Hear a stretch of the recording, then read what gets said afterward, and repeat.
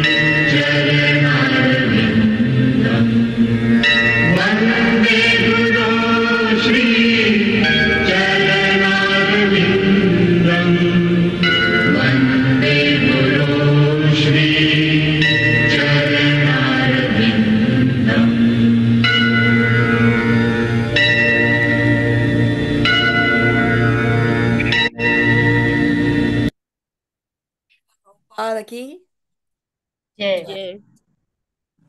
Om Agyana Timirandasya Jnananjana Shalakaya Chakshurunmilitam Yena Tasmai Shri Gurave Namaha. Nama Om Vishnu Padaya Krishna Prestaya Bhutale Srimate Bhaktivedanta Swamin Iti Namine. Namaste Saraswate Deve Gauravani Pracharine Nirvishesha Shunyavadi Paschatya Deshatarine. He Krishna Karuna Sindhu Dina Bandhu Jagatpate Gopesha Gopika Kanta Radha Kanta Namostute Tapta Kanchana Gaurangi Radhe Vrindavaneshwari Vrishabhanu Sute Devi Pranamami Haripriye Vancha Kalpataru Vyascha Kripa Sindhu Vyaevacha Patitanam Pavanebhyo Vaishnavebhyo Namo Namaha Jai Shri Krishna Chaitanya Prabhu Nityananda Shri Advaita Gadadhar Shrivasati Gaura Bhakta Vrinda Hare Krishna Krishna Krishna Hare Hare Hare Rama Rama Rama Hare Hare. Please repeat after me. Om Namo Bhagavate Vasudevaya. Om Namo Bhagavate Vasudevaya. Om Namo Bhagavate Vasudevaya. Om Namo Bhagavate Vasudevaya. Om Namo Bhagavate Vasudevaya. Om Namo Bhagavate Vasudevaya. Okay, so we welcome all of you to our weekly Bhagavad Gita classes. We are very happy to see with us today Auntie Neeta, Divya, Disha Milwani, Durga Prasad, Karuna, Jagriti, Lal and Mehak Milwani, Manju, Raju, Ritu Lalwani. I don't know who is R.O. Then my parents are there. Then we have Shri Radhe Hari Devidasi. And we have Varsha. Okay. So in the previous class, we saw how Krishna has answered, or up till the previous class, we saw how Krishna has answered Arjuna's 4 out of the 6 questions. Do you remember?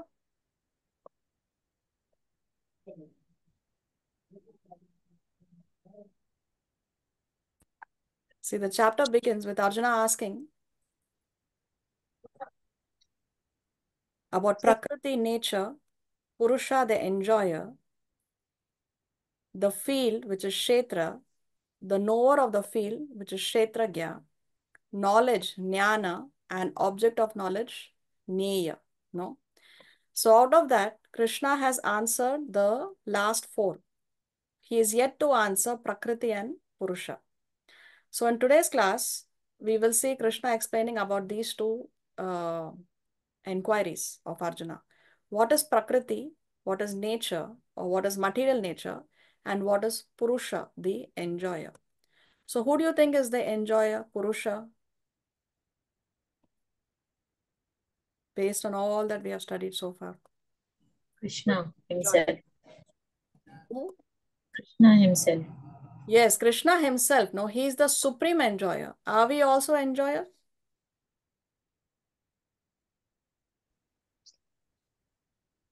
Can we enjoy? Can the living entity Jiva enjoy? No. No, we're enjoyed, not enjoyer, enjoyed by Krishna. Okay. So Krishna says that the living entity also is the enjoyer, but we are the Purusha with a small p. No, we are the small enjoyers. Krishna is the supreme enjoyer. He's a Purusha with a capital P, big P. So we can enjoy, but with Krishna. We cannot enjoy independent of Krishna. Okay, so anyway, let's go to Shlok 20. start 20, right? Yes. Who can read today? I can read, Mataji. Thank you, Jagrati.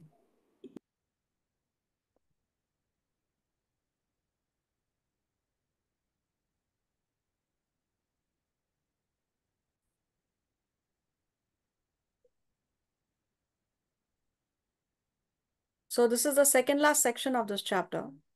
And as we said, Krishna is going to explain Prakriti and Purusha. So he's addressing the first and the second questions of Arjuna.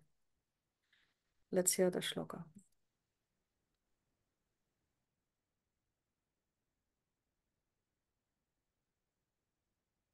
प्रकृतिं पुरुषं चैव विद्यनादि उभावपि विकारांश्च गुणांश्चैव विद्धि प्रकृतिसम्भवान् Translation. Material nature and the living entities should be understood to be beginningless. Their transformations and the modes of matter are products of material nature. Hare Krishna. So Prakriti and Purusha. Prakriti means material nature. Purusha, Krishna is saying, are the living entities. So what is common between these two? Krishna is first explaining. The common things between material nature and the Jiva, living entities, are that both are beginningless. No, you cannot trace when material nature came into existence or when the Jiva came into existence. Both are beginningless. Now, one may argue, but material nature came into existence only when Lord Mahavishnu glances, and then the glance takes the form of Shambhu, and then all the jivas are transferred into material nature. So then how can we say that material nature is beginningless? How to answer that question? Who can say?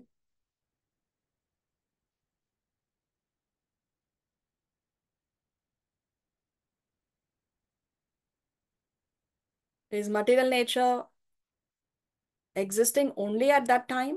Before the glance of Mahavishnu, it is existing in which form? We have done this before. It is eternal. It is eternal. So in which form it is existing? Material nature. Unmanifested. In the unmanifested state. Yes, very nice. So that unmanifested state is called Pradhan, right? Pradhan. Pradhan. Yes, Pradhan. Very good. So this material nature is beginningless because even before Mahavishnu glances, and the whole material nature gets activated, it is still existing before that. It is existing in the unmanifested state, in the Pradhana state. So this material world is a corner, is a dark corner in the spiritual sky. So even material nature is beginningless. Okay, so both material nature and living entities, both you cannot trace the beginning. No, what is the time when they both started their existence? So both are beginningless. This is common. Now, what is the difference between the two? Next, what Krishna says, their transformations and the modes of matter are products of material nature. So material nature undergoes transformations. No, material nature undergoes transformations. But the jiva, the living entity, never changes. The jiva, the living entity, always remains the same. The jiva doesn't undergo any transformations. The body undergoes transformations. Now, the soul is covered by the subtle body and the gross body. The subtle body and the gross body both undergo transformations. No, we grow old, we get diseases. Even in the subtle body, on the subtle level, there are so many impressions that are created on the mind, and then the mind is changing. We say, no, I changed my mind. So the subtle body and the gross body undergo transformations. But the soul, the jiva, does not undergo any transformation. So here Krishna is explaining what is common between the two. And the difference is the transformations and the modes of material nature are products of, and the modes of matter are products of material nature. So here in this section, Krishna is going to explain Prakriti and Purusha. Purusha here, Krishna is saying, are the living entities. Prakriti is material nature. Let's go to 21. कारणकर्तृत्वे हेतुः प्रकृतिरुच्यते पुरुषः सुखदुःखानां भोक्तृत्वे हेतुरुच्यते. Translation. Nature is said to be the cause of all material causes and effects, whereas the living entity is the cause of various sufferings and enjoyments in this world. Hare Krishna. Nature is said to be the cause of all material causes and effects. And living entity is the cause of various sufferings and enjoyments in this world. So Krishna is talking about two aspects here. What are the two aspects? One is desire and the other is karma. Who desires? Nature or living entity? Prakriti or Purusha? Who is making the Living desire? entity. The living entity, isn't it? So the living entity, because the living entity desires, therefore the living entity is the cause of the sufferings and enjoyments in this world. Because whatever the living entity desires, that is causing him pain and suffering. I mean, pain and enjoyment. If the living entity has spiritual desires, there's nothing wrong in having desires, but you have to spiritualize the desires. If the living entity has spiritual desires, then he can enjoy. But if the living entity has material desires, it is only going to bring suffering. Why? Because material desires will never come to an end. It will never satisfy the living entity. If one has a cycle, then he wants a two-wheeler. If one has a two-wheeler, one wants to have a car. So like that, the desires will continue and therefore it causes sufferings. And then based on the desire comes the karma. So nature is said to be the cause of material causes and effects. So what is the cause of all these material causes and effects? It is the karma, the karmic reaction based on the desire of the living entity. So the living entity desires, but the karma has to be paid. No? So the material nature gives you, material nature is like, is neutral and is giving you what you deserve based on what you have desired.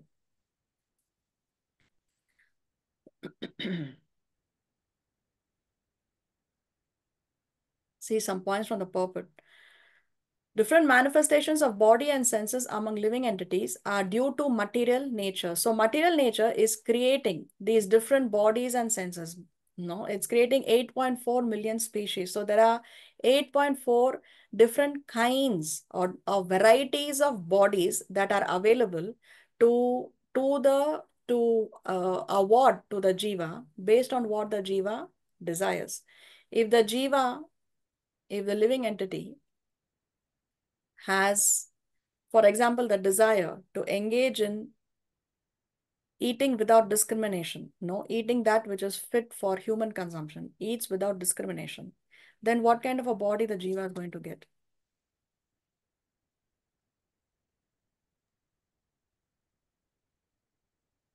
Of a pig.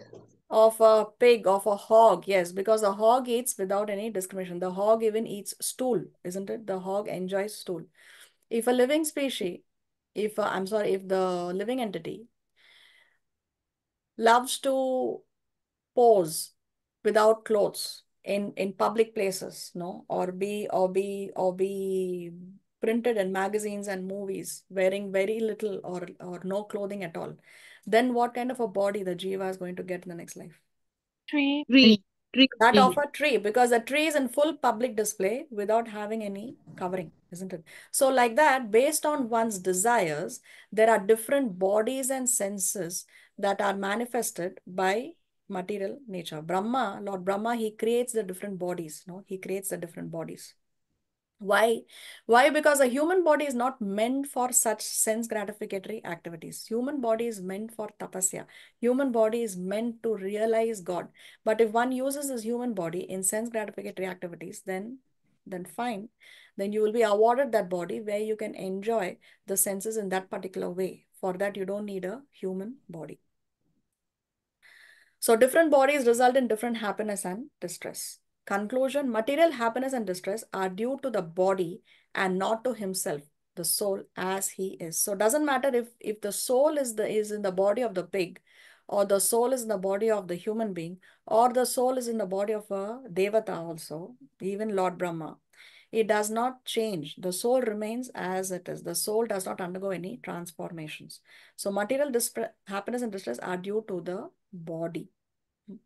So cause of being in the material world, desire to lord it over the material nature. So we want to lord over the material nature. We want to be the controllers. We want to be the big Purushas. No? We want to enjoy independent of Krishna. But we forget that we are only minute. We can only enjoy with Krishna. No. Here there may be some enjoyment, there may be some moments of happiness, because material world is a mixture of happiness and distress. But by and large, there is more distress than there is happiness. Happiness here is short-lived and it is temporary. No, it is temporary, it is not permanent. But the happiness and the joy in the spiritual world is eternal, and it is not only eternal, it is ever increasing. No, the bliss in the spiritual world is ever increasing bliss. So spiritual world is pure and free from the desire to lord it over. Spiritual world is pure.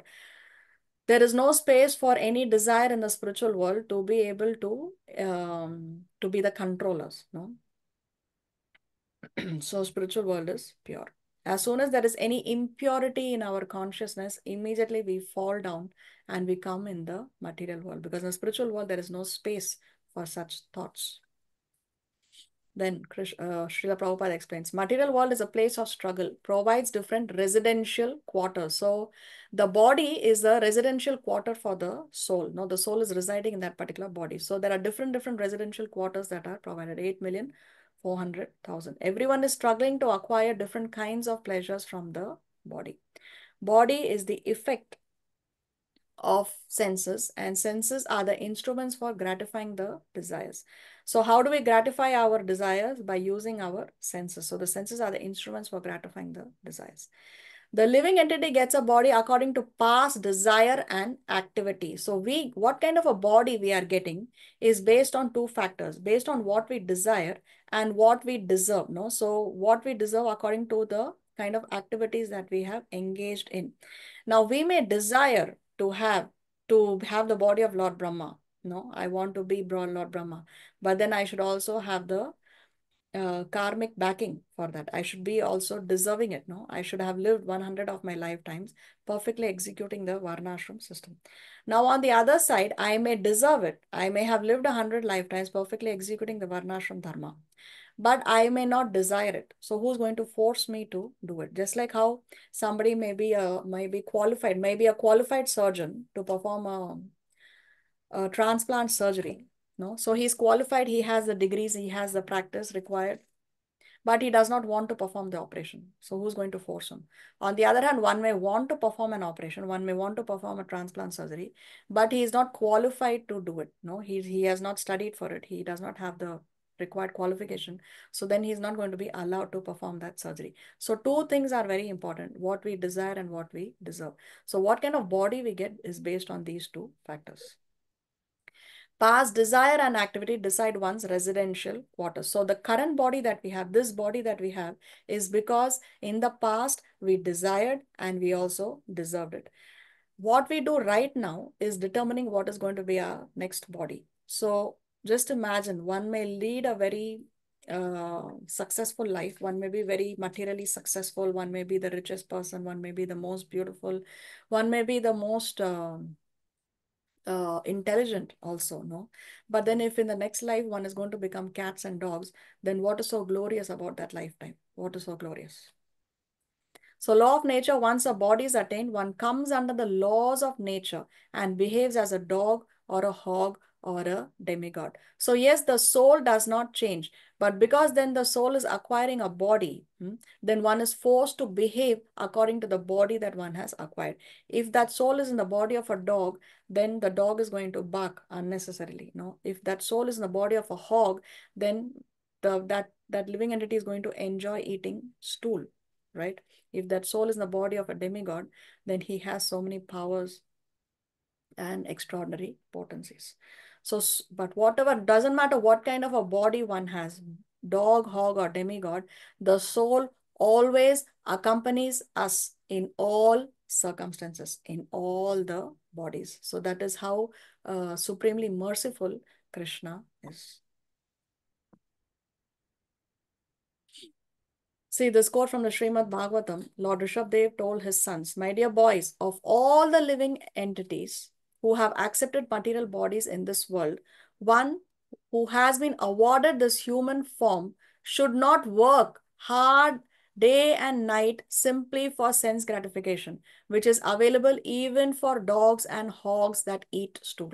So just imagine the human being, if he's working hard, if he's slogging it out day and night, he's working, no, a workaholic. At the end of the day, what for? For sense gratification? Then what is the use of that? Because that sense gratification of eating, sleeping, mating, and defending is even available to the dogs and hogs that eat the stool.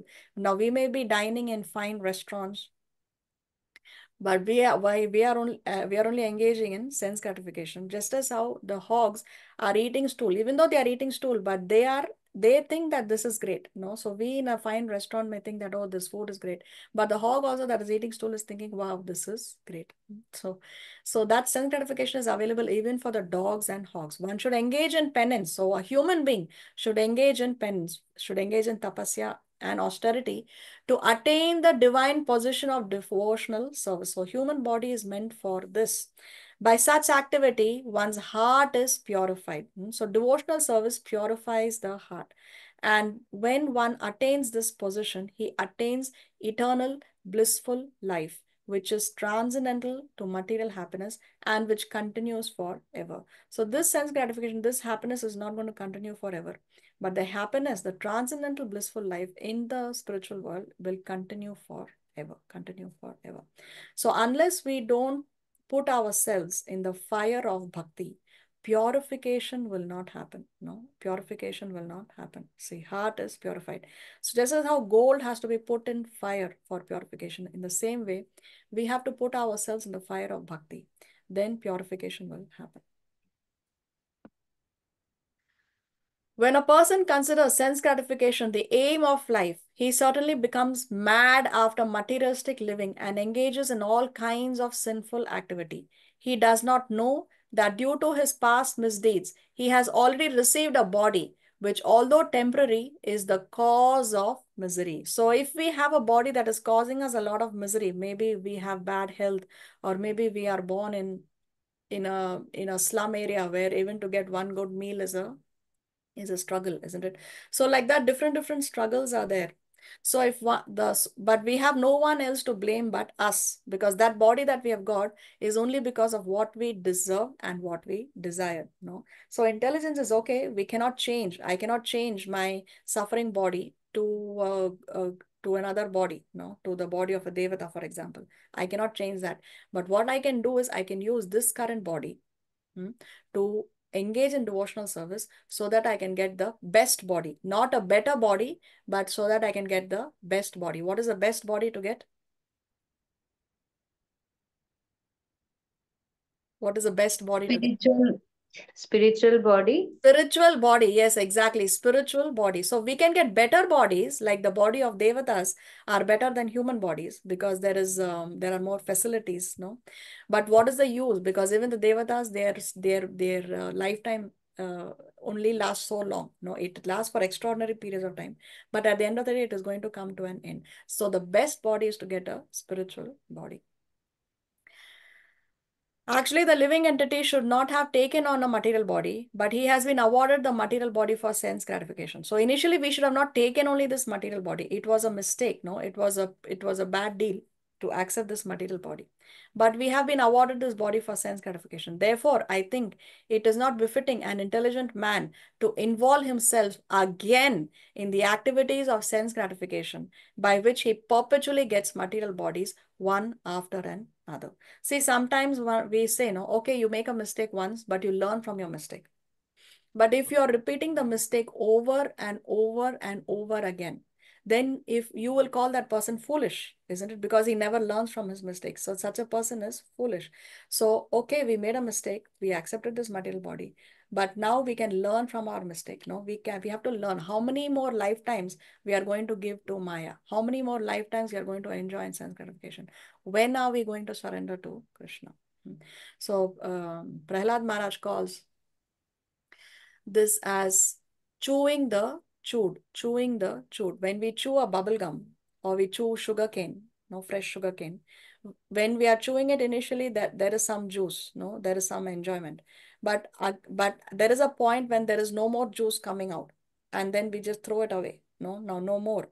So like that. But if we continue to chew that which has already been chewed, then it's foolishness, isn't it? So if we are going to enjoy in sense gratification life after life after life, then that is also foolishness. See, let's see a video by His Holiness Radhanath Maharaj.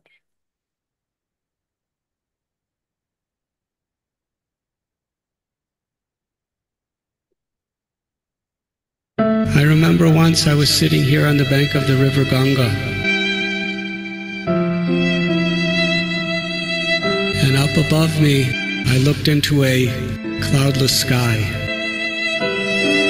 and soaring was a hawk. Its feathers of brown, gold, red seemed to be illuminated by the sun. It was circling lower and lower and lower till it was just a few meters above my head. And I looked up at this hawk and saw its yellow eyes intensely gazing into the river, looking for something. Suddenly, the hawk dove headfirst right into the river Ganga. Then there was a skirmish. They were splashing, and the hawk was underwater mainly. And a few seconds later, came out with a flapping fish in his claws. Fish was struggling and squirming for its life as the hawk flew into the forest out of sight. But that fish was just swimming along like any other day with his friends, his family, looking for food, having fun, swishing around. Didn't expect anything traumatic to happen. But suddenly, that fish was ripped right out of its reality.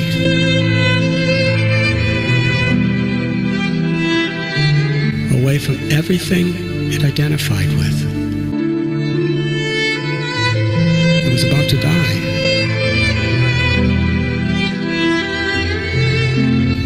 And isn't that situation potentially for everyone? We just go upon our lives like any other day, and the hawk of fate strikes. There's a death in the family.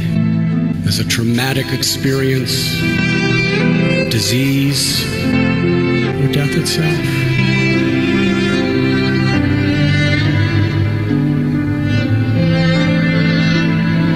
Perhaps I was thinking at that time, the lesson is we should not be complacent. We should take the opportunities we have in our spiritual life very, very seriously. One of the greatest enemies for a yogi is procrastination. We just get into the groove of our lives and we put the most important things off for another day. But we do not know that this yellow-eyed hawk of fate may come for us at any moment. But then there was another lesson. That if that fish was swimming deeper, the hawk couldn't touch it. In the same way, if we go deeper into our spiritual practices, deeper into our meditation, our satsang, our kirtan, absorb our minds to that deeper place within our heart where there is real fulfillment, then whatever situation may come upon us in this world, it cannot really affect us.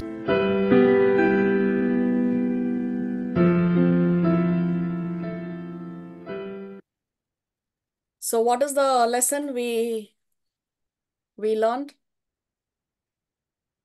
What does His Holiness Radhanath Maharaj explain? Practice Basically, our spiritual life. with all seriousness, Devotion. isn't it? With Seriousness all, and we have to devotion. become serious because he is explaining how the fish was there in the water enjoying. It never thought that something dramatic is going to happen. But suddenly this hawk comes and rips the fish away from its comfort zone, isn't it? So like that, we may think that we are well settled, no, well settled. We think that we are well settled. But we never know when death will strike, when that hawk will come and just rip us apart. Death can strike at any time and just rip the soul out of the body. That time we have no time to think that, okay, no, please give me some more extra time. We may be willing to give all our wealth, everything that we possess to the Yamadutas. No, but the Yamadutas are not interested in giving us any extra time. Even one moment more, we are not going to get extra. We may not be so fortunate like Ajamila. No, Ajamila got some extra time. He got a second chance, but we may not be so fortunate. So let's not become what you call surface devotees. Surface devotees. If that fish was swimming deep into the waters, then that hawk would have not been able to lift that fish. So like that, if we go deep dive down into our devotional life, if we take our spirituality in all seriousness, then we will not, even when death strikes, of course, devotees also die, but death for a devotee means going back home, back to Godhead. Death for a devotee does not mean again becoming cats and dogs and hogs and eating stool and enjoying again in sense gratificatory activities. No, so let's not become surface devotees. Let us do whatever it takes. No, of course we have to sacrifice, we have to surrender. So let's just do whatever it takes and simply surrender to Guru and Krishna. We have to treat this as an emergency. Treat this as an emergency. No, Krishna said in the Bhagavad Gita, he describes death as Sarvahara. Sarvahara. Sarvahara means death is that which takes away everything, everything. You may have worked hard, no, slog day in and day out. It takes away your wealth, it takes away your beauty, it takes away your intelligence, it even takes away your identity. You say, who are you? I am so and so. People say, I am so and so. But even your identity is taken away by death. So death is sarvahara, it takes away everything. So let's not be surface devotees. No, see, in the animal kingdom, the honeybees, no, the whole life that honeybee works, no, to collect nectar. The honeybee goes to different flowers and is collecting nectar. You will see that's what the bee does throughout its lifetime. The bee is going to different flowers and collecting the nectar, and it manages to collect about 1 spoon of honey throughout its lifetime. No, throughout its lifetime. And then what happens? The man comes who wants to collect the honey. He comes with a stick and fire, and he puts fire there, and all the honeybees have to go away, or some of them are scorched, and then he takes the honey and he walks away. So all this hard-earned work of the honeybee is taken away just like that by that person who came to take away the honey. So what is the point in working so hard? We have to Yes, we have duties to perform. We have to do our material duties, but there is a difference between material duties and material sense gratification. Do your material duties as far as possible. We have to keep our life simple. Keep it simple. Don't complicate. Let's not complicate our life. Now, in the name of socialization, there is so much of sense gratificatory activities that are going on. No? So let's not become surface devotees. Let's come out of the comfort zone. Do whatever it takes. Simply surrender to Guru and Krishna and treat this as an emergency. Very, very important. So one may think that, okay, but although I'm trying hard, I'm not able to get over my material desires. No, I'm not able to control my material desires. I cannot surrender 100%. I'm not able to do it. So then what? Let's see what Srila Prabhupada said at the end of one lecture. At the end of one lecture, Srila Prabhupada told his devotees, if you become 90% Krishna conscious, you will go back home, back to Godhead. Looking out into his audience, he saw that the devotees looked crestfallen. So then he said, if you become 80% Krishna conscious, you will go back home, back to Godhead. Still, the devotees expressed doubt that they could become even 80% Krishna conscious. So then Srila Prabhupada said, okay, 70%. And then the devotees responded with a big jai. But as Srila Prabhupada was returning to his quarters, another devotee expressed concern that he would not be able to become even 70% Krishna conscious. So then Prabhupada said, okay, you just hold on to my dhoti. I have the key to the back door. So the spiritual master is that personality who can take you to the spiritual world even though you are not 100% qualified. Even though you are not 100% qualified. Because the mercy of the Guru, there is so much potency in the mercy of the Guru that he can take you through the back door. He can sneak you in. And Krishna allows it. Why does Krishna allow it? Not because he loves that devotee who is not 100% Krishna conscious, but because he loves.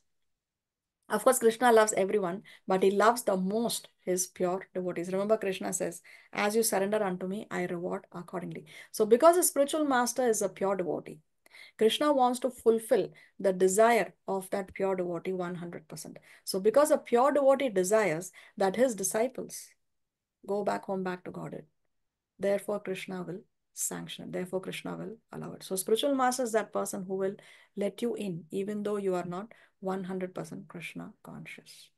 See, if you want to gain admission into a prestigious university, either you have to be qualified, and if you don't have qualified, then you have to be having some strong recommendation, isn't it? So we may lack so many qualifications to enter into the spiritual world, but based on the recommendation of the spiritual master, we can get into this prestigious university. We can get into the spiritual world.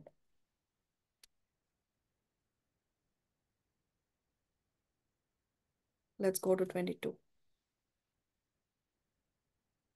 पुरुषः प्रकृतिस्थो हि भुङ्क्ते प्रकृतिजान् गुणान् कारणं गुणसङ्गोऽस्य सदसद्यो निजन्मसु.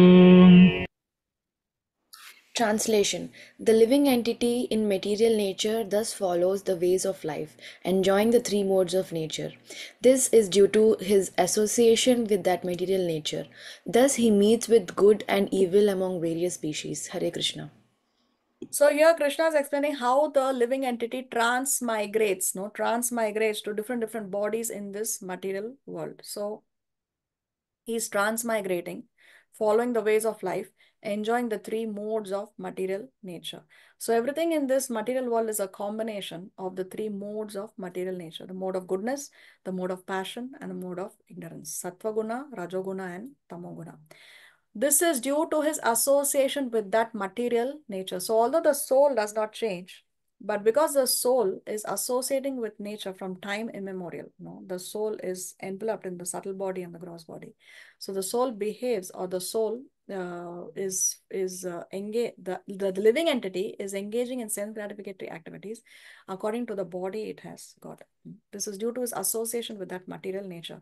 Thus, he meets with good and evil among different species, good and evil. So yes, of course, in the material world, there is distress and there is happiness in all the species.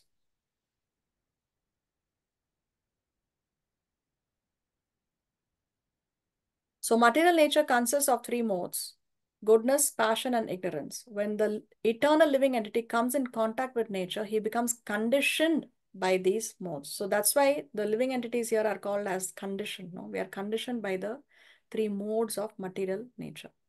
These three modes control the activities of the pure living entity in this world based on their desires and permitted by their karma.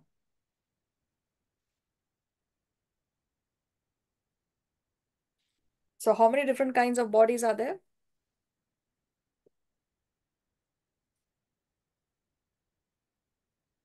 You already saw? How many different kinds of 8.4 species? million. 8.4 million. Yeah, 8.4 million different Wow. kinds of bodies. Trees, aquatics, animals, reptiles, human bodies, like that. So this is how we are. The soul is transmigrating. So be not human silkworms, be humans. Very nice article by Chaitanya Charan Prabhu. The silkworm makes a cocoon around itself for the sake of protection, but that very cocoon usually ends becoming the cause of its destruction. Similarly, most human beings are currently encaged by material desires that propel them to seek protection and pleasure in material objects. However, everything material is by its very nature temporary. That's why as time takes its toll, the same material thing that things that promise to be sources of protection become the cause of devastation. So we are thinking that these material things are going to give us pleasure, but those very material things are going to give us distress. Just like how the cocoon, the silkworm builds this cocoon for protection, but then eventually it is killed because then the human being comes and uses the cocoon to make silk, isn't it? But anyway, so the idea here is what we are thinking is going to protect us is that what leads to our devastation. Whatever gives us pleasure when we possess it gives us pain when time dispossesses us. The Bhagavad Gita indicates that our own desire to enjoy the material creates a cocoon of material attachments that end in misery. Thus, we become human silkworms. So let's not become human silkworms. Let's become humans. Let's use this human body for what it has to be used for, realizing God. The road that ends in a ditch needs to be ditched. The path of materialism ends in old age, disease, death, and then rebirth. Thus, we stay fallen in the ditch of material existence. We should ditch the road that ends in this ditch by redirecting our consciousness from the world to our Lord and Source Krishna. So if we know that there is a ditch in a particular road, we are going to have to look for another way to get to our destination, go through another road, not take the same road and again end up in that ditch. So in the same way, when we realize by the mercy of Guru and Krishna that this path of materialism is actually a ditch road, then we have to take to the spiritual path. That is intelligence. 23. उपदृष्टानुमन्ता च भर्ता भोक्ता महेश्वरः परमात्मेति चाप्युक्तो देहेऽस्मिन् पुरुषः परः. Translation. Yet in this body there is another, a transcendental enjoyer, who is the Lord, the supreme proprietor, who exists as the overseer and permitter, and who is known as the super soul. Hare Krishna. So now Krishna is talking about the actual Purusha, the actual enjoyer. Who is that? The super soul. The super soul, no? Krishna himself. So here, Krishna is explaining, yet in this body there is another. So previously he was talking about the living entity, and now he's talking about the super soul. So in this body there is another transcendental enjoyer who is the Lord. He is the supreme proprietor. So here are the characteristics of the super soul. He is the Lord, he is the transcendental enjoyer, he is the supreme proprietor. And what is he doing? What are his functions in the heart? He is the overseer and the permitter, Upadrishta and Anumanta. See, so what does he do? He oversees our activities. He is one of the witnesses of all our activities. There are 13 witnesses who are observing our activities. So we must not think that when we are doing something wrong, okay, nobody knows about it. Nobody has seen it. No, there are 13 witnesses, and the most important of those 13 witnesses is the super soul, no, because he's always there in our heart and he's overseeing our activities. So not only does he oversee our activities, he also permits. So there is nothing we can do without the sanction of the Lord. So the super soul is also permitting our actions. So he's the overseer and the permitter, and he is known as the super soul, Krishna says. Now, when we say that he is the permitter, so he's permitting everything. No, so one may say, so everything that happens is God's will. Everything that happens is God's will. Now, so everything that happens is intended by God. Is the statement correct? Everything that happens is intended by God. Does No. that what this Yes. sentence No. mean? No. No. Anybody says yes? Yes, I said. Yes. I said yes. Okay. So let us say one more example. If everything is the intention of God, was it Krishna's intention that Draupadi should be disrobed? No. It was not his intention, right? Mhm. So does God want people to do bad things? Is that No, the no. intention of God? No, not at all. Okay, now let's see more. So what does the statement actually mean? Everything that happens is God's will. What does the statement actually mean? Everything that happens is not intended by God, but is allowed by him. There are two different things. They are two different things. Just as how a parent may allow a child sometimes to eat sweets, although you know that it's not good for the child. No, so the parent is allowing it, but that is not the intention of the parent. So everything that happens is not intended by God, but it is allowed by him. So Krishna didn't want that Draupadi should be disrobed. The Kauravas wanted that. The Kauravas wanted that. So Krishna allows people to use their free will, to use the minute independence within the limits of their karma. So they don't have full independence. The Kauravas didn't have full independence to do what they want, because ultimately they were punished for their activities. No, when they did a lot of nonsense before the disrobing of Draupadi. But with this was it. Krishna said, now no more. No, karma had to strike. So Krishna allows people to use their free will within the limits of their karma. So what the Kauravas were able to do was because they were allowed to use their minute independence. So Krishna allows it, but that is not the intention of Krishna. So one cannot say that I committed this murder because Krishna made me do it. No, sometimes there was a serial killer in the US, and he said that I killed all these people because God made me do it. God made me do it. So we should not misunderstand. Everything that happens is God's will. It means that it is not intended by him. It means that he is allowing it. So one may think that then why did Draupadi have to go through that anxiety? Because the Kauravas wanted to use their free will. So one must understand that by Draupadi, when she went through that anxiety, now when we go through anxieties, when we go through uh, uh, some unpleasant experiences, it helps us purify ourselves. It helps us in some purification. It helps us purify. Now, in the case of Draupadi also benefited by that incident. How did Draupadi benefit by that incident? Because today we see we glorify Draupadi as that personality who never gave up dharma even under the most trying circumstances. The most harrowing experience of her life was when she was being disrobed in the entire royal assembly. Just imagine that state. But even when she was being disrobed, she never gave up dharma. When she was pulled when she was pulled by a hair and brought into the assembly, in such an insulting way, even then she did not forget to offer obeisances, to offer respects to the elders of the family over there. She didn't forget that. No, even there she maintained the respect due to the elders of the family. And then another thing that she did, which is very noteworthy, is that there was this point when Dhritarashtra was very afraid. No, he was very afraid, and so he wanted to kind of ease off the situation. And so he told Draupadi that you please ask me boons. Whatever you ask, I will give you. Whatever you ask, I will give you. So she asked that her husband should be released because they had become slaves. No, they had lost the match and they had become slaves of the Kauravas, all the five Pandavas.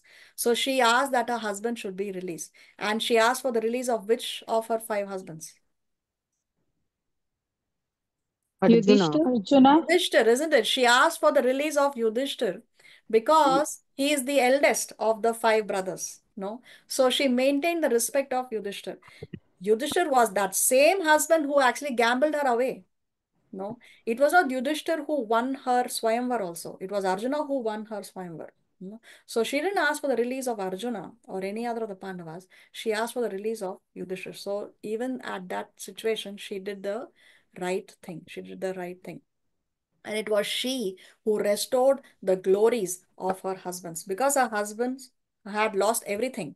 Everything that they possessed, they lost even themselves. They had become slaves. But it was she who restored the glories of those five glorious Pandavas. No, she restored their glory. Another thing, Dhritarashtra was again ready to give her more boons. He said, okay, ask more, ask more. But she said, no, according to Shastra, only two boons should be awarded to a woman. So she said, I have already got my two boons. Now no more, because that's not what the Shastra permits. No. So even in that harrowing situation, she always stuck to Dharma. She always stuck to Dharma. So by that incident of her being disrobed, her glory, she's actually glorified even more, and her glorious nature was revealed. Okay.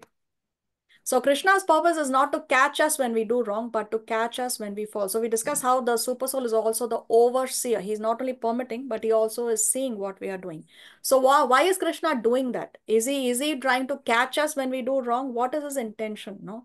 Krishna's purpose in witnessing is to help, to catch us when we fall, to lift us up by giving us wisdom and inspiration. He is not a policeman out to lay down the law, but a parent out to lift up his stumbling children with his love. Understanding his benevolent intention can hearten us in our struggle against our lower nature that causes us to slip and fall. We are weak, but Krishna is supremely strong, and he can and will compensate for our weaknesses, as he ushers in the Gita, provided we just strive to be conscious of him. So Krishna is always there to help us. He is not there to catch us, no, like a policeman. He is there like a loving parent to hold us, to uplift us when we fall. So what we have to do, we have to only strive to be conscious of him. We have to sincerely try. All that we have to do is we have to sincerely try. Krishna is not saying do the best. He is saying do your best. No, you strive. So we have to at least be fighting in the struggle against Maya. As a warrior, he should be at least fighting on the battlefield. No, a warrior has to at least fight in the battlefield. Otherwise, what is the use of a warrior? So we have to be fighting in the battle against Maya. So we should sincerely try. Gradually, by the combination of our diligence and his benevolence, our falls will become less and less frequent till we eventually march firmly onwards and upwards towards him. Another nice article by Chaitanya Charan Prabhu. Okay, let's go to 24. य एवं वेत्ति पुरुषं प्रकृतिं च गुणैः सह सर्वथा वर्तमानोऽपि न स भूयोऽभिजायते. Translation. One who understands this philosophy concerning material nature, the living entity, and the interactions of the modes of nature is sure to attain liberation. He will not take birth here again, regardless of his present position. Hare Krishna.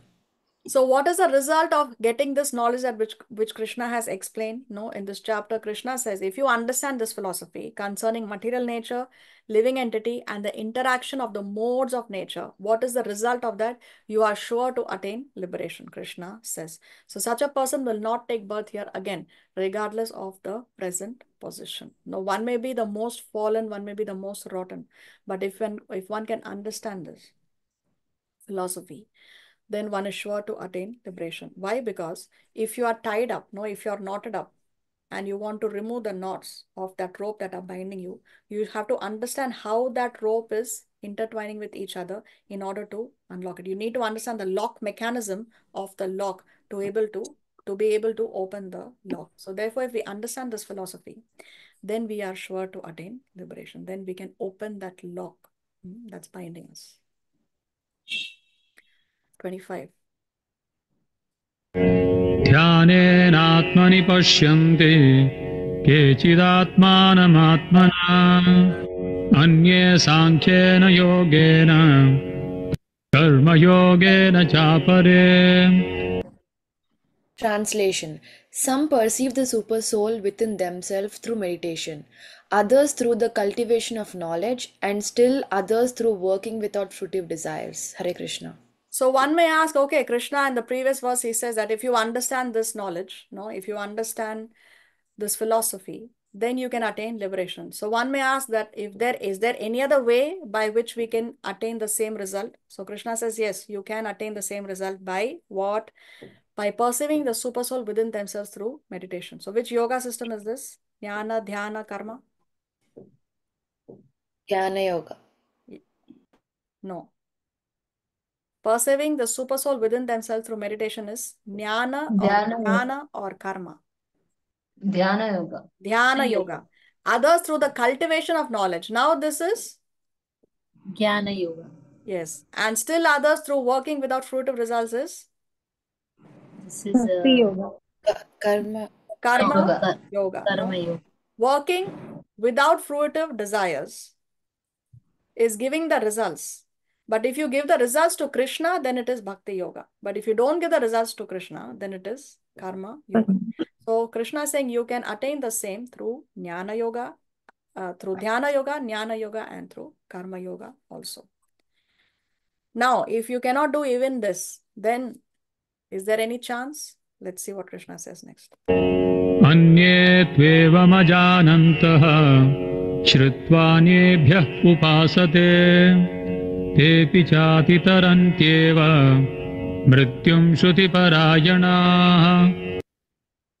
Translation. Again, there are those who, although not conversant in spiritual knowledge, begin to worship the Supreme Person upon hearing about him from others. Because of their tendency to hear from authorities, they also transcend the path of birth and death. Hare Krishna. So here what is Krishna focusing on? Here what is he insisting on? Krishna is saying that even if you are not conversant in spiritual knowledge, if you begin to worship the Supreme Person, how? Upon hearing about him from others. Upon hearing about him from others. So here Krishna is focusing on the importance, or he's stressing on the importance of hearing, no? Of course, we know by now at this stage of this course that we have to hear from bona fide authorities. So when we hear about him from others, then also one can transcend the path of birth and death. Because of their tendency to hear from authorities, they also transcend the path of birth and death. See, in Kali Yuga, it's very difficult. There are hardly anyone who are able to successfully engage in jnana yoga, dhyana yoga, karma yoga, perfectly executing it. So all of us, actually, the whole of ISKCON is based on this, on hearing from authorities. The more we hear from Guru, Sadhu, Shastra, the more we can perfect our life and we can transcend the path of birth and death. For one who is anxious to engage constantly in hearing such topics, Krishna Katha gradually increases his difference towards all other things. Such constant remembrance of the lotus feet of Lord Krishna by the devotee who has achieved transcendental bliss vanquishes all his miseries without delay. So, without delay. So, if you're anxious to hear, then all your miseries will go away without delay. So, miseries means what miseries? No more material miseries, because in the spiritual world, there is no miseries, there is no anxiety. Vaikuntha means a place where there is no anxiety. So it all begins with hearing. We know the 9 processes of devotional service begins with hearing, no, Shravanam. Now we come to the last section of this Bhagavad Gita. In this section, there is nothing that we are going to see that we have not seen before.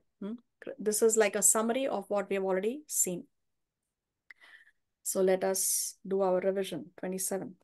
यावत् सञ्जायते किञ्चित् सत्त्वं स्थावरजङ्गमम् क्षेत्रक्षेत्रज्ञसंयोगात् तद्विद्धि भरतर्षभ.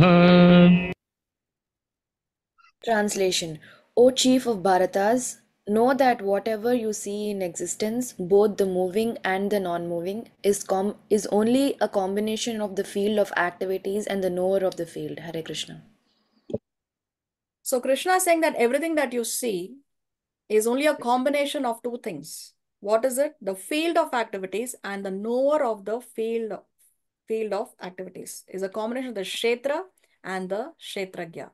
So Kshetra is the body and Kshetragya, there are 2 Kshetragyas. Who are they? The soul and the super soul. So everything that you see in existence is a combination of the body, the soul and the super soul. Everything is under this. For example, now, what do you see here? Mona Lisa painting. Okay. Anybody else wants to try?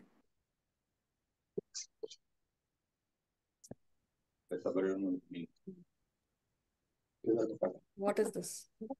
It's a Mona Lisa. Okay. Mona Lisa, anybody else?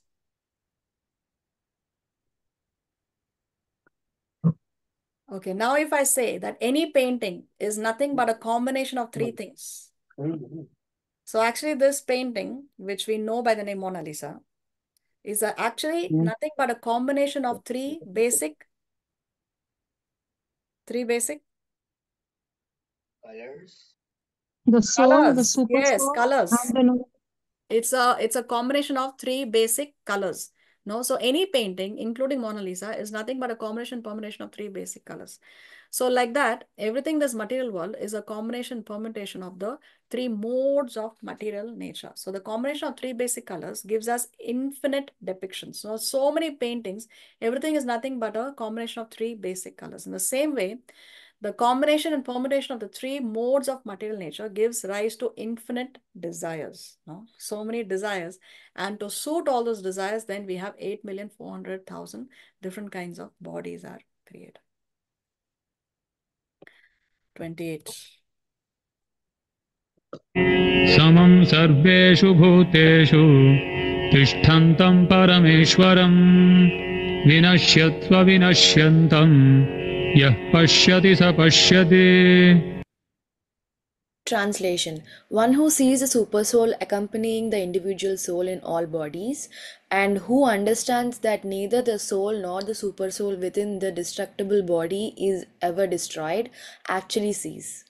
Hare Krishna. So say in this final section of this chapter is called Jnana Chakshu. No, Jnana Chakshu means you actually see with knowledge. Jnana means knowledge and Chakshu means vision. So who is the real seer? Who is the one who actually sees? No, in this section, Jnana Chakshu we are Krishna is discussing. So one who sees the super soul accompanying the individual soul in all bodies. So one who has this Jnana Chakshu is one who sees the super soul accompanying the individual soul in all bodies and who understands that neither the soul nor the super soul within the destructive body is ever destroyed, actually sees. So the real seer is one. The one who actually sees is one who understands that the body is destroyed.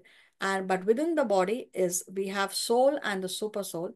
And these two personalities, they are never destroyed. And that the super soul always accompanies the soul. So one who understands this is the one who actually sees. Krishna is saying. 19. समं पश्यन् हि सर्वत्र समवस्थितमीश्वरम् न हि नस्त्यात्मनात्मानं ततो याति परां गतिम्. Translation: One who sees the Supersoul equally present everywhere, in every living being, does not degrade himself by his mind, thus he approaches the transcendental destination. Hare Krishna. So now that actual seer who sees the super soul equally present everywhere in every living being does not degrade himself by his mind. And because he does not degrade himself by his mind, he approaches the transcendental destination. Now, why is it that such a person does not degrade himself? What is the answer? One who sees the super soul equally present everywhere does not degrade himself. Why he does not degrade himself? Because such a person who can actually see and understand that the super soul is accompanying the living entity in every body, he is listening to the super soul or he is listening to his mind. Whom is he listening to? Super soul. He is Super listening soul. to the super soul, and therefore he does not degrade himself. But one who does not see this, then he is only listening to his mind. Then he is only engaging in sense gratification, and that's such a person will degrade himself by his mind. 30. प्रकृत्यैव च कर्माणि क्रियमाणानि सर्वशः यः पश्यति तथात्मानम् अकर्तारं स पश्यति. Translation: One who can see that all activities are performed by the body, which is created of material nature, and sees that the self does nothing, actually sees. Hare Krishna. So the actual seer is one who sees. Now, what does he see? All activities are performed by the body because the living entity is now forced to enter into a particular body based on his past desires and what he deserves. No, and now that living entity is engaging in activities according to the body it has got. So one who sees that, no, one who sees that all activities are performed by the body, which is created of material nature. So of course the body is material, no, and sees that the self does nothing or the soul does nothing, no. The soul remains unchanged. The soul does not undergo any transformation. One person who can see this, he is a person who actually sees. He is a person who actually sees. Now, for example, a hog, when he sees a plate of nice, delicious, hot gulab jamuns, is he happy? No. No. When he sees stool, is he happy? Yeah. Yes. Yes, isn't it? Because now the soul is in the body of a pig, and this pig is going to enjoy this, not enjoy this. But if that soul was in the human body, then he would have enjoyed this and he would look at this with disgust, isn't it? So the three different entities see the same object with three different consciousness. For example, now we are seeing three different entities. Now here, if there is a beautiful woman and a tiger sees her. Now she has a vulture's body. What is the tiger seeing her as? Is the tiger happy to see Yes. a vulture's woman because he sees food, isn't it? He's seeing that there is more flesh, so there is more food for me to enjoy. If a Eat. lusty man sees the same woman, what is the consciousness here? He is looking at her with lusty desires because he wants to enjoy with her, right? But if a pure devotee sees her, what is he thinking? He is thinking, how can I help her come out of this bodily concept of life? How can I connect her to Krishna? No? So the soul is the same, but the bodies are different. No? So three different entities see the same object with three different consciousness. 31. यदा भूतपृथग्भावम् एकस्थमनुपश्यति तत एव च विस्तारम् ब्रह्म सम्पद्यते तदा. When a sensible man ceases to see different identities due to different material bodies, and he sees how beings are expanded everywhere, he attains to the Brahman conception. Hare Krishna. So when a sensible man ceases to see different identities due to the different material bodies, no, which means a real seer is one who stops seeing that the jiva is the body. We know from the second chapter of the Bhagavad Gita itself that the first lesson in spiritual life is I am not this body, I am spirit soul. I am not what I see in the mirror. That is not me. That is only an external covering. So a sensible man has to stop seeing that these different entities, these different living entities are different from the body. No? So the body is different from the soul. Such a person who sees this is the real seer. So he sees how beings are expanded everywhere. So there is no place where the living entity does not exist. Such a person can attain to the Brahman conception. Such a person is seeing with the spiritual angle of vision. If he sees that that person is the body, then he is looking at that person from the material angle of vision. So remember, this section is Jnana Chakshu. 32.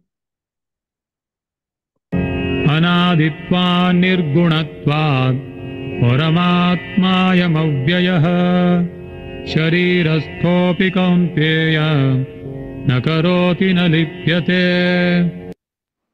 Translation. Those with the vision of eternity can see that the imperishable soul is transcendental, eternal, and beyond the modes of nature. Despite contact with the material body, O Arjuna, the soul neither does anything nor is entangled. Hare Krishna. So what is Krishna saying here? That although the living entity, although the spirit soul has come in contact with this material body, so we know that the soul is covered by the subtle and gross bodies. So although Krishna is saying, although the soul has come in touch with the material body, still the soul does nothing nor is entangled. So the soul is not bound even though it is within the material body. Now, how is that possible? How to understand that the soul is not bound even though it is inside that subtle and gross body? That Krishna explains in the next verse by an example. Let us see. यथा सर्वगतं सौक्ष्म्यात् आकाशं नोपलिप्यते सर्वत्रावस्थितो देहे तथात्मानोपलिप्यते. Translation. The sky, due to its subtle nature, does not mix with anything, although it is all-pervading. Similarly, the soul situated in Brahman vision does not mix with the body, though situated in that body. Hare Krishna. So what is the example Krishna is giving here is that of the sky. The sky is present everywhere.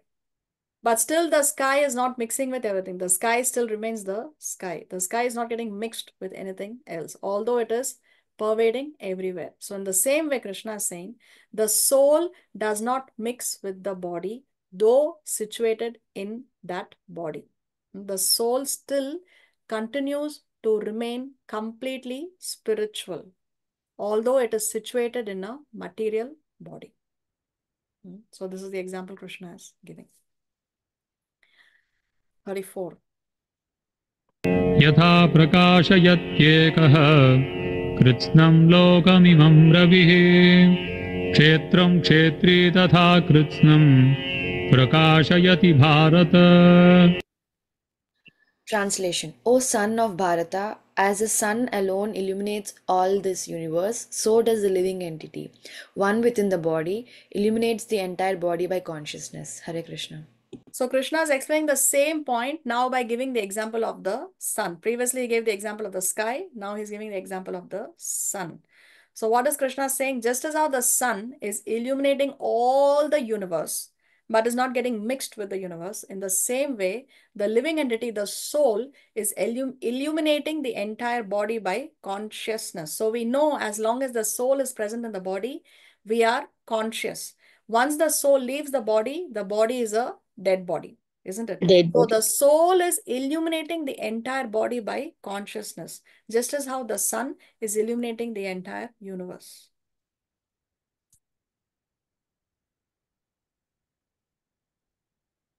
क्षेत्रक्षेत्रज्ञयोरेवम् अन्तरं ज्ञानचक्षुषा भूतप्रकृतिमोक्षं च ये विदुर्यान्ति ते परम् ॐ तत्सदिति श्रीमद्भगवद्गीतासूपनिषत्सु ब्रह्मविद्यायां योगशास्त्रे श्रीकृष्णार्जुनसंवादे क्षेत्रक्षेत्रज्ञविभागयोगो नाम त्रयोदशोऽध्यायः।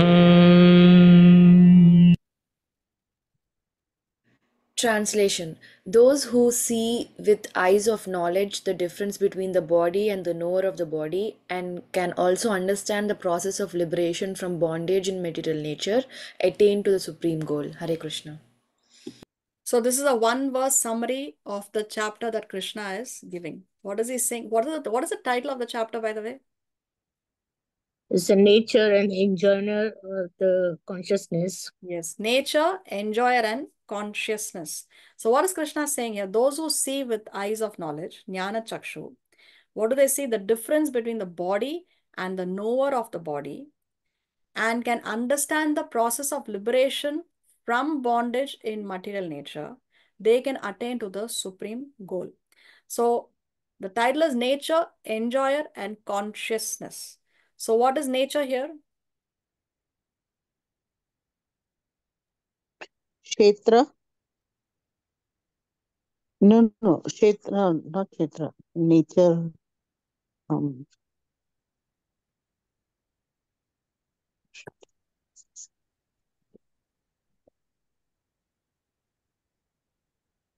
Can you please repeat your When we say question? nature, what do we mean by nature? Prakriti. Is it the field? Material, nature. Material, nature. Okay, nature, nature, nature. enjoyer, and consciousness. So when Krishna says nature, or when the title says nature, we are talking about the material nature. Okay, nature, the enjoyer. Now, who's the enjoyer? Kshetragya. The knower of the body, the living entity. Body, yeah. No, the living entity is also the enjoyer, but the real enjoyer is Krishna. Krishna, isn't it? And then consciousness. Now, when we say consciousness, now we are talking about The soul. the living entity. Yes. So nature, the enjoyer, and consciousness, material nature, the supreme lord, the real enjoyer, the Purusha with a big P, capital P, and consciousness means living entity. So Krishna is saying those who see with eyes of knowledge the difference between the body and the knower of the body. The body is material, right? There are two knowers of the body. We know that there are two knowers of the body, the individual soul and the super soul. So that is Super nothing soul. but nature, enjoyer, and consciousness. And those who can understand the process of liberation in this material, from this material nature, can attain to the supreme goal.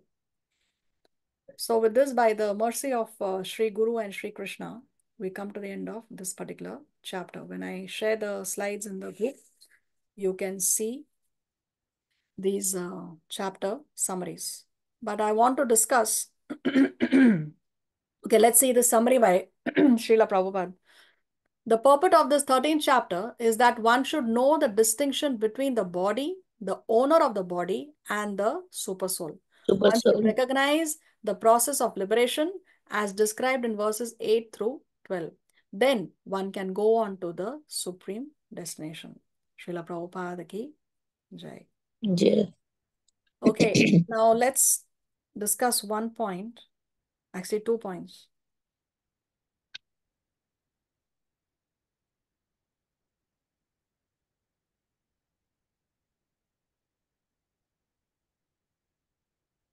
See, here are the 6 questions that Arjuna asked. Prakriti, Purusha, Kshetra, Kshetragya, Jnana and Jnana. First, Krishna answered Kshetra, then Kshetragya, then Jnana, then Jnana. Then finally, he answered Arjuna's first 2 questions, Prakriti and Purusha. So why do you think Krishna is answering? Krishna did not answer Arjuna's questions in the same order in which Arjuna asked. Why didn't Krishna first explain Prakriti, Purusha, then Kshetra, Kshetragya, then Jnana, and then Jnana?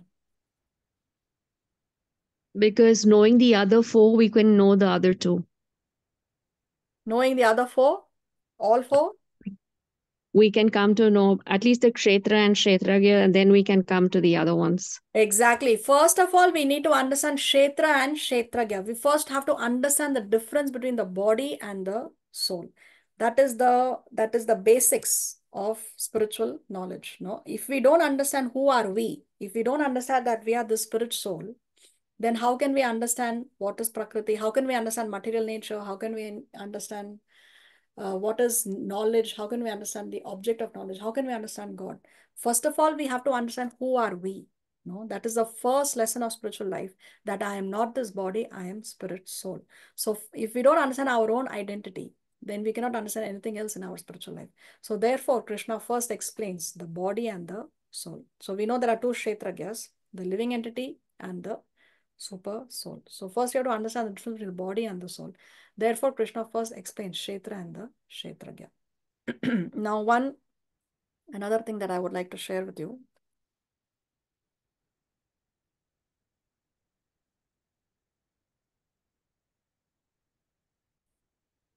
is this section, which is, the question is there in your exam, the size of the super soul. Now, we have spoken about the super soul, and we also know that the size of the soul is, does anybody remember from our previous class, what is the size of the soul? 1? 1/10 of the tip of the hair. Exactly, yes. The size of the soul is 1/10,000th of the tip of the hair. So which means if we divide the tip of the hair into 10,000 parts, one of those 10,000 parts is the size of the soul. But what is the size of the super soul? What is the size of the super soul? So that information we get in Krishna book chapter 87. That The Vedic thumb of literature states that the super soul is sitting within the heart of every living entity's body and is as big as a thumb. So what is the size of the super soul? It's the size of a thumb. Thumb. One may ask that how can the size of the thumb, such a big super soul be existing in the heart of an ant, for example? No. So here Prabhupada explains. Therefore, the argument may be put forward. How can something the size of a thumb be accommodated within the heart of an ant? The answer is that this thumb measurement of the super soul is imagined in proportion to the body of the living entity. So what does that mean? It is proportional. The size of the super soul is proportional to the size of the living entity. So if the ant was to have a thumb, how big would that thumb of the ant be? That would be the size of the super soul in the body of that ant. This is what this statement means. Okay. In no circumstance, therefore, can the super soul and the living entity be taken as one, although both of them enter within the material body of a living entity. So what is the bottom line? That in no case both will be equal to 1. Always the super soul is the master and the living entity is the servant. Although both of them enter within the material body of the living entities, they both have the same residence, but still they are not equal. The super soul lives within the heart to direct or control the individual living entity. Although both are dhruva or eternal, the living entity is always under the direction of the Supreme. So the size of the soul remains the same. The size of the soul is not proportional to the body. The soul is always 1/10,000th of the tip of the hair. But the size of the super soul is proportional to the size of the body. So this is one important lesson about the super soul. So this question is there in your exam, and I thought I would just explain what this actually means. So does it mean that they both are same? The Kshetra and the size of the super soul is the same, according to this sentence? Kshetra and the size of the super soul are the same? Yeah, because they are No, saying it's the size of the thumb of the body. How can it be the same? the super soul in the body of the elephant is not going to be the size of the elephant. Okay. And the overseer. Overseer is one of the characteristics of the super soul.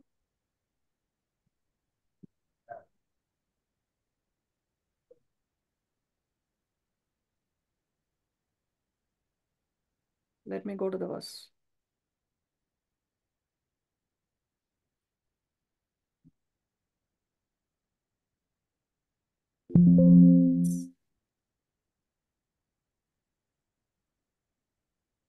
We saw that the super soul, he does two things in the heart, isn't it? Upadrishta and Anumanta. Upadrashta and Anumanta means? Does anybody remember? Witness. What are the two things the super soul and does in the heart? permitter. Overseer and permitter. Overseer and permitter. So he permits the activities, and he also oversees the activities like a witness. This would be counted in his characteristic. Well, that is the question there. So that you have to figure out. Isn't that symptoms of his? That is in your exam. So that you'll have to figure it out. Okay, I cannot give you the exact statements from the exam. Of course. Okay. What? We need help. Yeah, so as I said, that before you hit the submit button, you can ask how many are wrong. So that facility, I've already explained that you can have that facility. Before you hit the submit button, you have two opportunities to ask how many mistakes are there. So I can tell you in which section you have how many mistakes. And then you make the corrections. And then again you can ask. And then again I can tell you. And then you hit submit. But not more than two opportunities. So you can send me back. Yes, I can return your paper. You can check it up. And I can also tell you how many mistakes are there. And you can, but remember to submit it before the deadline. No, the last day for submission is 23rd July. So don't forget to submit it again if you want to make any corrections. Okay, so 23rd July is your deadline. Anything else we need to discuss? That's it. All right then. So see you all next week if Krishna so sanctions. If Krishna so sanctions, in the next class we will start with chapter number 14. No, chapter number 14. Till then, have a nice weekend, Krishna.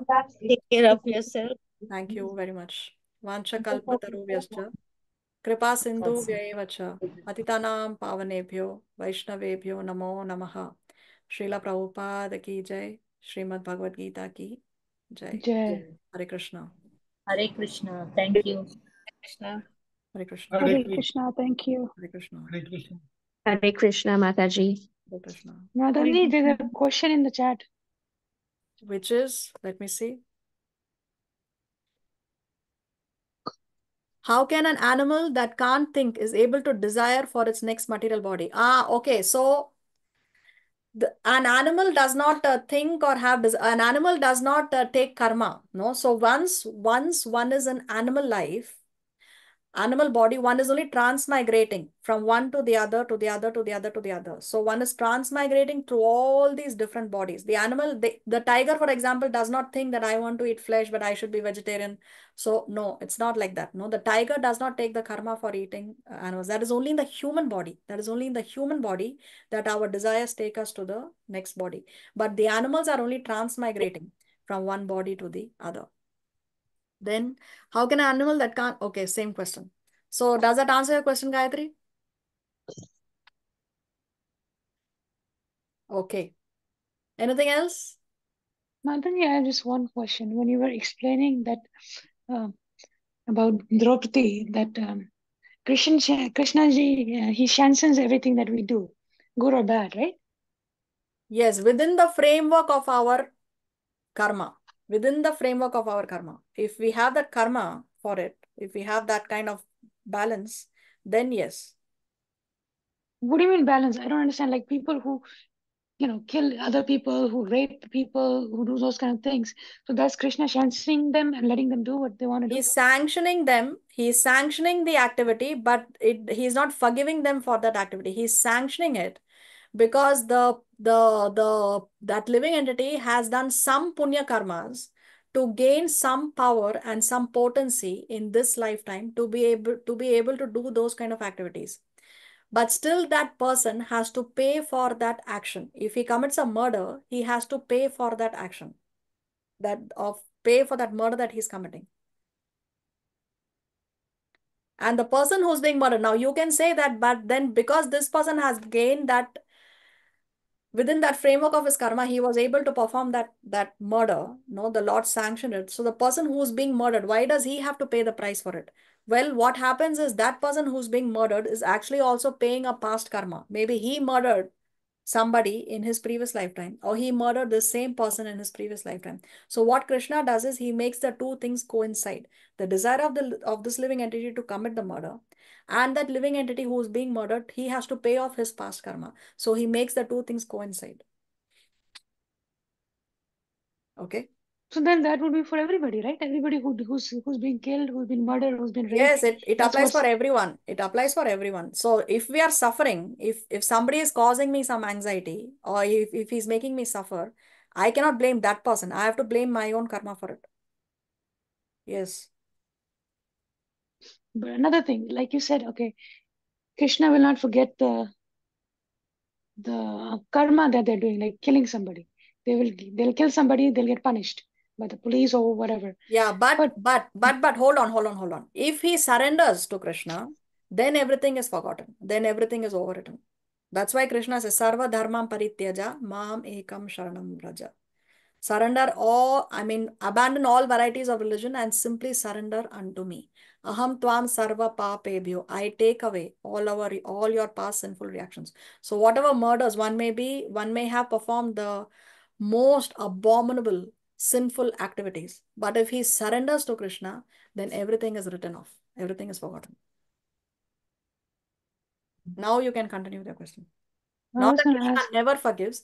He will forgive if you surrender. Okay. So that correction I wanted to make in your sentence. Okay, but if you're like, say, we are born to pay for our karmas. So if you're paying for the karma, like I killed somebody, somebody killed me, so it's equaled out, right? But still that person will get punished. Which person? That person. So that's why the cycle continues. Cycle continues because neither the murderer nor the murdered have surrendered to Krishna. The cycle will continue on and on and on and on until somebody surrenders, no? Until the living entity surrenders.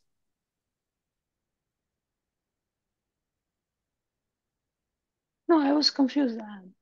Like you said, right? The person is paying. See, X has murdered Y. Okay. Yeah. Now Y was murdered because of his past karma. Now Yes. X has also committed the murder, so he has to pay for that activity. Correct. But it's equaled out, right? Because he was killed in the No, previous karma life, doesn't work like that. Karma doesn't work like that. Karma doesn't get equaled out. It's not that you slap me, I slap you, so it's quits. It's not like that. Again, you have to pay for the karma.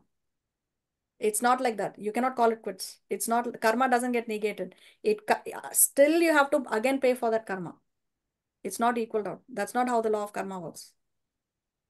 Yes. Okay. Because I used to Even think, even though you may have slapped me, because I committed something in my past life, no, it's not that it is equaled out and you will be negated from the karma. Still, you have to pay the karma for it. Oh, okay, I didn't. I may have got released from that past karma because you slapped me, but you still have to pay the karma for it. And I, meanwhile, in this lifetime have committed another. So in the previous lifetime, maybe I committed 500 sinful activities. In this lifetime, I committed 5,000 more activities, sinful activities. So again, I have to pay for it. So the cycle will continue on and on and on and on until we don't surrender to Krishna. Because only then the slate is wiped clean. Oh, okay. Now I thought, okay. I No, thought it was. it's not called quits. No, that's not how karma works. Because someone told me that, like, people who want, what do you call it? Moksha. So to get moksha, your karma has to be nullified. It has to be zero. Yeah. So But karma you can cannot be have nullified moksha. zero only when we surrender to Krishna. Otherwise, it cannot be zero. Okay. Okay, that part It was cannot be missing. zero. It's not possible. Okay. Thank you so much, Mataji. Hare Krishna. Hare Krishna. Yeah, Divya, your hand is raised.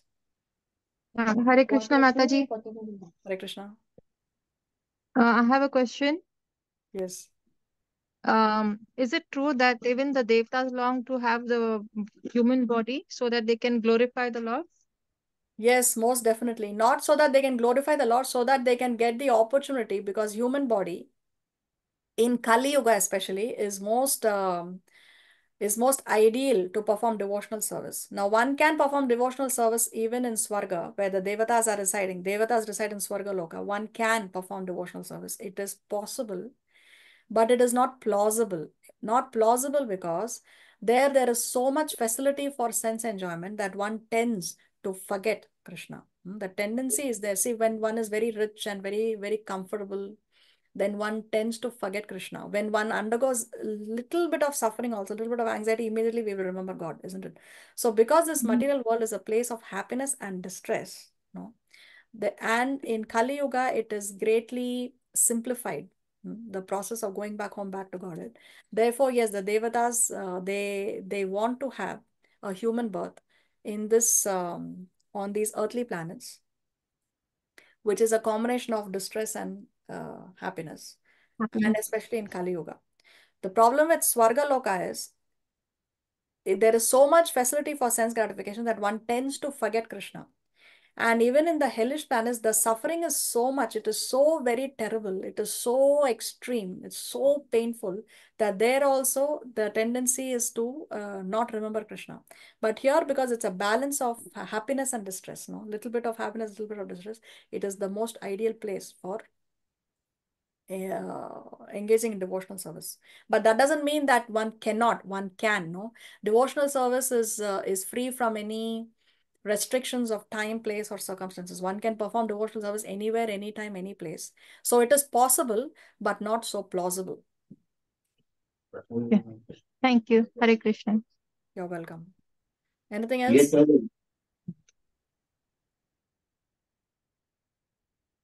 Okay, then see you all next week if Krishna so sanctions. Thank you very much. Hare Krishna. Hare Krishna. Hare Krishna, Mataji, Dhamma Hare pranams. Krishna. Hare Krishna, Sanam. Thank you. Hare Krishna.